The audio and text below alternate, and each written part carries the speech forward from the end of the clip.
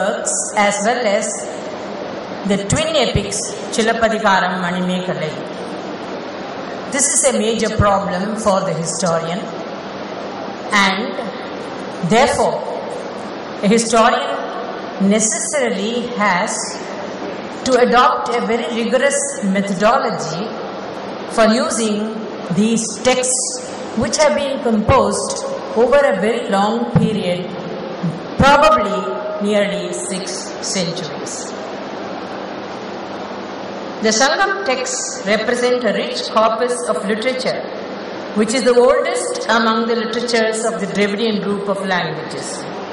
There can be no dispute over its historical value, despite the fact that it has been one of the most difficult corpus to be dated with absolute certainty, especially in view of the fact that there are at least 3 stages in the evolution of the Sangam textual tradition. The first, its composition; the second, its collection or compilation and redaction as a literary canon; and third, the commentaries on the text composed much later in the medieval period. That is, starting from early historical period to medieval times, we have had a continuous tradition of the Sangam texts. There has been a revived interest in the 19th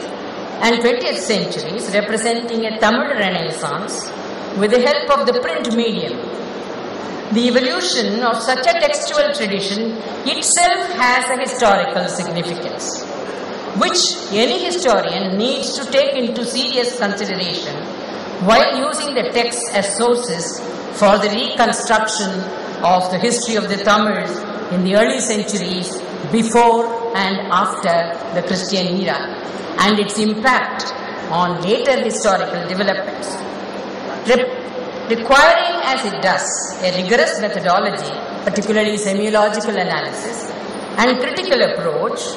the historian necessarily turns to other contemporary sources and later commentaries to make a relative assessment of its value as sources of history.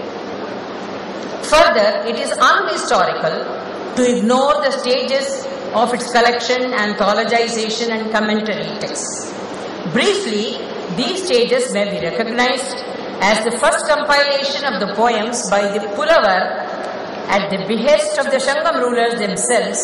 at the close of the early historical period. I am using the term early historical period because from 3rd century BC to 3rd century AD,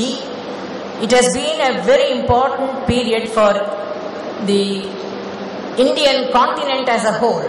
and Tamil Nadu in particular. And this term has been generally accepted by historians. Then comes the early medieval anthologization of the Ettuttokai and Pathupattu as revealed by the Iranar Agapparul in the 8th century under the Pandyas and the commentaries of the 12th, 14th centuries.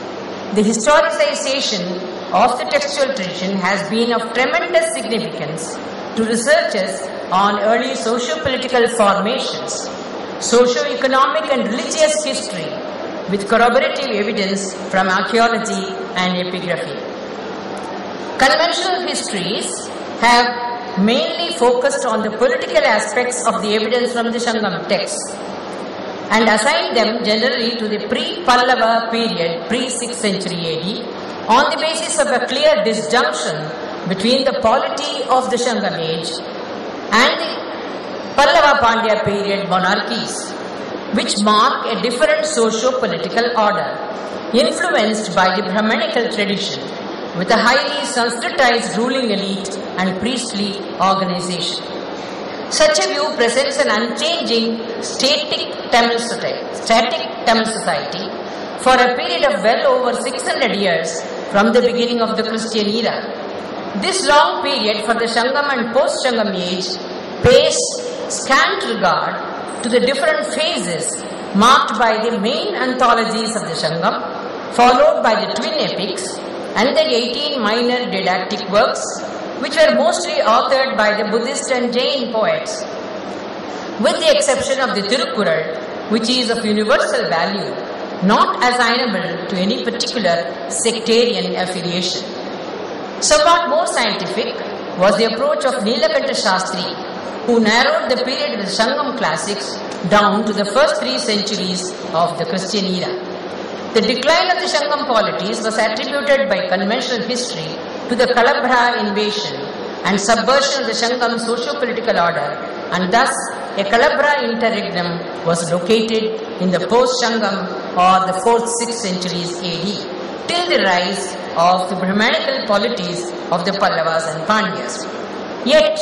the conventional periodization and focus on political history seem to have ignored other considerations like Ashokan edicts referring to the Chera Chola Pandyas as early as the 3rd century BC. And also the relationship between the megalithic archaeological culture of the Iron Age and the early historic Sangam Tamils. It was not a serious consideration in their approach, although it is now possible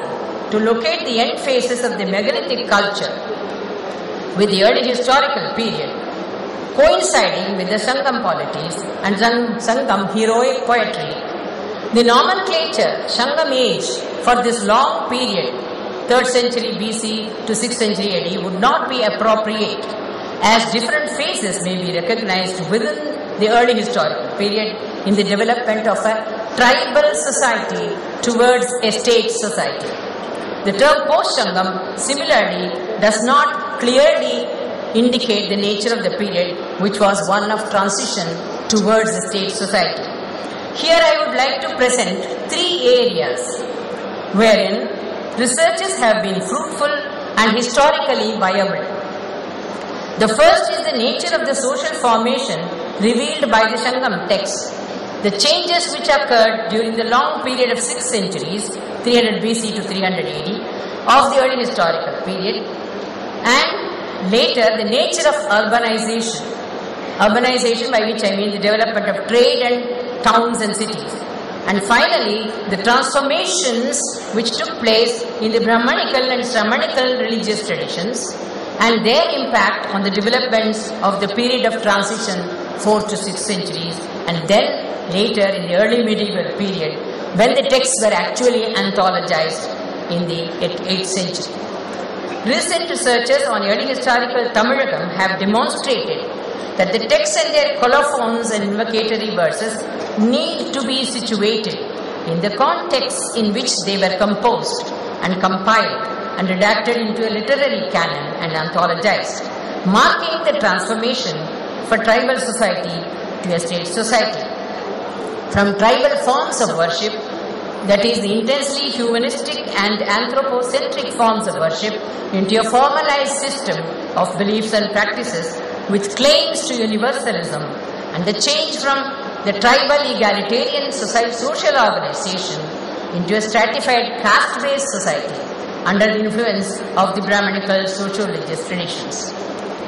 Recent epigraphic studies also have altered the picture considerably, especially in view of the study of urbanization and trade and commerce, which has been mainly so far based on the Greco-Roman classical accounts, which talk about the Roman trade with India or the Mediterranean trade with India and other regions.